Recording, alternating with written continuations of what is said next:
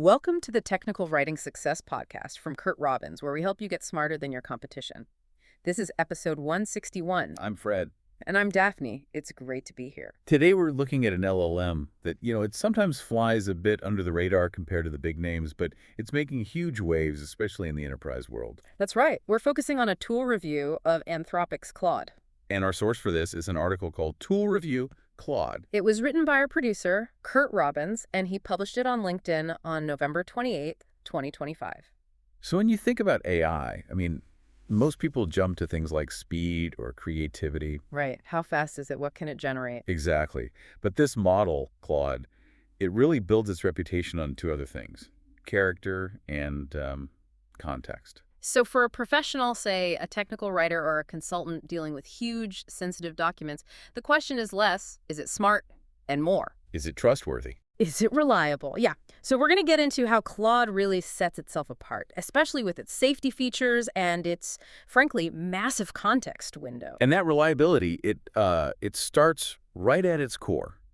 Anthropic's whole philosophy is built on what they call constitutional AI. Okay, constitutional AI.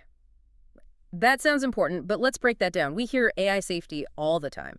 What does this actually mean for the output you get? It means the model has a built-in set of values. A constitution, you could say. So it's not just pattern matching. No, not at all. It's actively trained against principles like helpfulness, harmlessness, and honesty.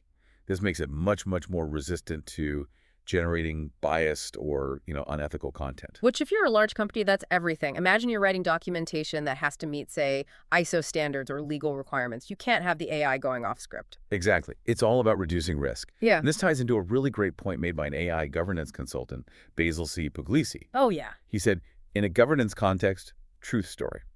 Truth over story. Truth over story. I like that.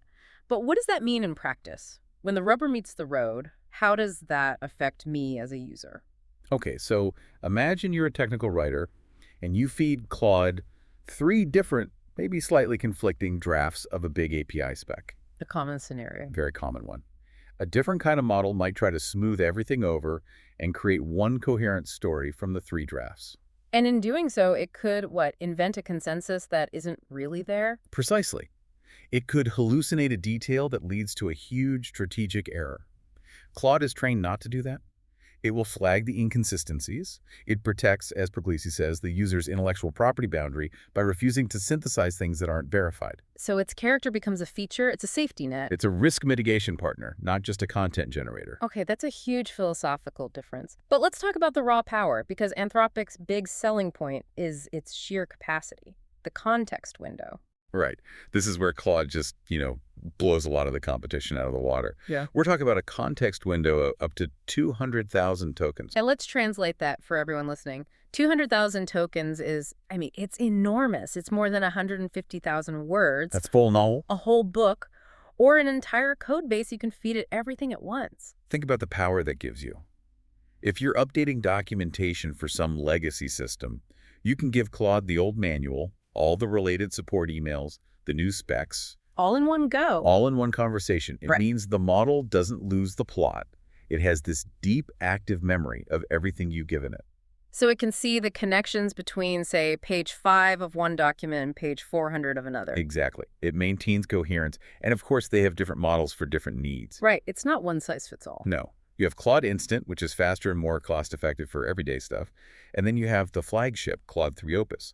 That's the one that really pushes the limits on, complex reasoning, coding, math problems, the real heavy lifter. This ability to process so much information just feels like a game changer for anyone doing serious analysis. It lets you analyze your entire data set, not just a sample of it.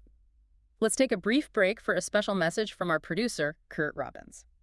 Hi, this is Curt Robbins. First, thanks for listening. I truly appreciate your support. I want to let you know that I'm currently accepting new clients. My rates are affordable, and I have more than 25 years of experience working for enterprise companies like Microsoft, Northrop Grumman, Oracle, PNC Bank, FedEx, USAA, and Wells Fargo, among many others. If you want to improve your IT documentation and communications, hire me. I deliver fast, know how to use AI to improve efficiency and accuracy, and love going the extra mile to satisfy my clients. Thank you for subscribing and listening. Back to you, Daphne and Fred. Welcome back to the Technical Writing Success Podcast. So before the break, we were talking about the huge advantages of Claude's safety-first approach and that incredible context window. But every tool has its trade-offs. Nothing is perfect. And we need to be critical here. So what are the friction points? Where does Claude fall short? Well, the most direct trade-off for all that power is cost. Processing 200,000 tokens is computationally very, very intensive. Which means it's more expensive to run. It can be, yeah. If you're just generating, say, a quick email or some simple ad copy, using a model with that much capacity is overkill. You're paying for a supercar just to drive to the grocery store. That's a great way to put it. You have to be smart about what tasks you use it for. And the article also mentioned a couple of other things, speed and the ecosystem. Right. While the instant models are quick, the most powerful one, Opus, can sometimes be a bit slower to generate those really long, thought-out responses. A practical concern if you're on a tight deadline. And the ecosystem of, third-party apps and integrations. Mm-hmm. It's growing fast, but it's just not as mature as what you'd find with some of the industry giants who've been around longer. Okay, so let's dig into the more philosophical trade-off. We praised its caution, its conscientiousness, but can that be a double-edged sword? It absolutely can. That focus on honesty means it's much less likely to speculate. You would rather tell you, I don't have enough information, than guess. But what if I want it to guess? If I'm a consultant trying to brainstorm 10 different ways to solve a problem, does that caution become a bottleneck to creativity? That is the perfect question. And yes, that's the tension. If you need wild, out-of-the-box speculative thinking, Claude's polite, careful persona might feel a bit restrictive. So it's not the tool for, let's throw 10 ideas at the wall and see what sticks. Probably not. It's the tool you use when you need the one answer you get to be verifiable and accurate. It forces you to choose your priority. Are you managing risk, or are you exploring the fringes of possibility? That really brings us to the next point then. Who is this for? Who is the ideal user for Claude? The most obvious fit is the large enterprise. Any organization dealing with sensitive data, legal risk, regulatory compliance, they are going to love the safety guardrails. Because it lowers their risk of deploying AI at scale. Massively. But it's not just for giant corporations. What about the individual technical writer or the consultant we mentioned? For them, it's an indispensable specialized tool. If your job involves M&A due diligence or reviewing thousands of pages of legal documents, the ability to reliably cross-reference all of that at once is, well, it's a massive boon. It changes how you work. So it's not your daily driver for every little thing, maybe. It's the high-powered instrument you bring out for the most complex projects. I think that's right. And also for startups in spaces like legal tech or advanced data analysis, for them, that trustworthy foundation is the product.